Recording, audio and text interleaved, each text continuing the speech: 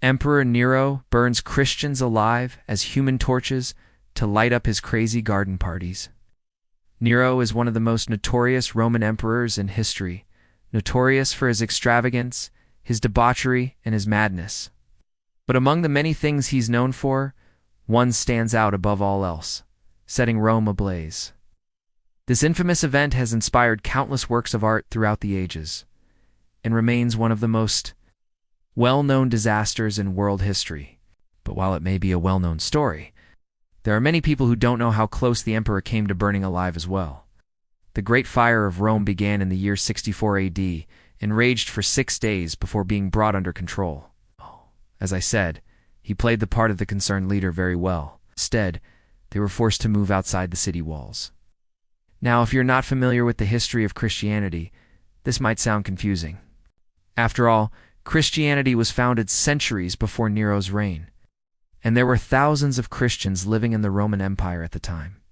The early Christians were a tight-knit community, and they were willing to die for their beliefs. But he wanted something more. He wanted to create an event so over the top that no one would ever forget it. And that S when he came up with the idea of using the Christians as human torches to light up his garden. So Nero knew that he couldn't simply persecute them and get away with it. There were only so many Christians in Rome, and eventually Nero would run out. But he didn't care. But we do know that he continued to persecute them throughout his reign.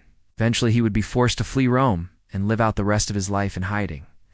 And while he may have gotten away with using the Christians as human torches, he wouldn't get away with burning Rome. The blame for the fire would eventually be put on him, and he would be forced to pay for his crimes against the Roman people.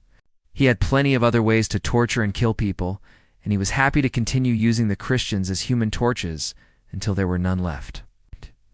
And to make it as memorable as possible, he decided to use real human beings to light up his garden. Of course, he didn't just grab some random people and throw them into his garden. They would be blamed for everything from natural disasters to the spread of disease, and they were often tortured and killed for their beliefs. But despite all of the persecution, the Christian community continued to grow. And eventually, Christianity would become the official religion of the Roman Empire. No, he made sure to select people who would make for good torches. He chose people who were covered in tattoos or had long flowing beards, and he chained them to chariots like horses. Then he dressed them up as mythical creatures like centaurs and sphinxes, and then he set them on fire. The sight must have been truly terrifying as the humans burned to death, but Nero loved it.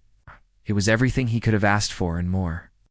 He needed to come up with something more sinister, something that would make the Romans turn against the Christians once and for all. So the following year, he decided to use the Christians as human torches. Now, it's important to remember that the Romans didn't view the Christians as human beings at this point. They saw them as animals, as monsters, and Nero used this to his advantage. He paraded the Christians through the streets of Rome before setting them on fire, and the crowds went wild. They loved seeing these so-called monsters burned to death, and Nero basked in the glory of it all. And that S when he hit upon the idea of using the Christians as human torches to light up his insane garden parties. So why would Nero specifically blame the Christians? Well, because he wanted to get rid of them, that's why. This meant that anyone who had lost everything in the fire was now officially a refugee, and the Christians were the perfect scapegoats for the fire. They were an easy target, and Nero knew that the Romans would believe anything he told them. But why did he hate the Christians so much? Well, it's simple. He just didn't like how they refused to worship him as a god. You see, during Nero's reign, it was common for Roman emperors to be deified after they died, which meant that the citizens were expected to worship them as gods. This was seen as a way of showing loyalty to the empire, and most people went along with it without a second thought. But not the Christians. They refused to participate in any of Nero's religious ceremonies.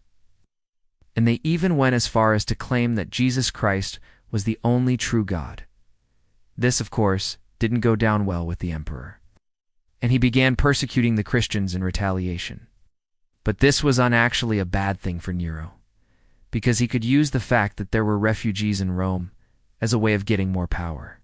You see, once the rebuilding efforts were finished, the Senate gave Nero emergency powers in order to help him manage the crisis, but he didn't need any of their help. He already had things under control. and by creating a large group of disgruntled refugees, he had the perfect group of people to blame for the fire. He organized the relief efforts and donated food, money, and land to those who needed it most. But behind the scenes, he was secretly pleased with how things were going. You see, the land that had been set aside for the homeless ended up being seized by the military and the wealthier members of society. They used it to build new homes for themselves. So while Nero had donated the land, it had actually been a masterstroke on his part. It allowed him to take land that was previously owned by the poor and give it to the rich and powerful. The fire was so intense that it destroyed nearly 1/8 of the entire city, leaving over 100,000 people homeless. At the time, Nero wasn't actually in Rome when the fire started. He was visiting Greece, but he quickly returned to the city as soon as he heard what was happening. When Nero returned, he seemed genuinely concerned for the welfare of his people. And although he did stay away from the actual disaster zone, he did make sure to personally oversee the relief efforts. And the only way he could do that was by burning it to the ground. And while he certainly got what he wished for, he never intended for things to go so badly. He thought that the fire would be contained to the poorer section of town where it started. But the winds shifted, and soon the entire city was a disaster zone. He provided food and water to those who had lost everything and even set aside an area of his own palace for them to live in. Because of this, most Romans believed that Nero genuinely cared about their suffering. But this was just an act. In reality, Nero had started the fire himself. But why would he do such a thing? Well, because he wanted to rebuild the city in his own image. So with the fire causing so much damage, what exactly did Nero do to help? And as for the homeless, they weren't allowed to rebuild in the same place. But while it may seem obvious today that Nero was behind the fire at the time, everyone believed him when he claimed that it must have been the Christians who did it. As I mentioned, Emperor Nero was one of the most notorious Roman emperors in history, known for his extravagant spending, his insanity, and his cruelty. But while the Christians were an easy target, they were also a dangerous enemy. You see, Nero was obsessed with putting on these elaborate parties. He would invite the most important people in Rome to attend. In the year 64 AD, Nero hosted the first of his infamous garden parties. But while this first party was certainly impressive, Nero wanted to go bigger and better for his next one. But while Nero may have enjoyed using the Christians as human torches, it wasn't a sustainable practice. Now, thankfully, there's no record of how many Christians Nero burned alive as human torches. But while Nero's reign of terror would eventually come to an end, the persecution of the Christians would continue for centuries.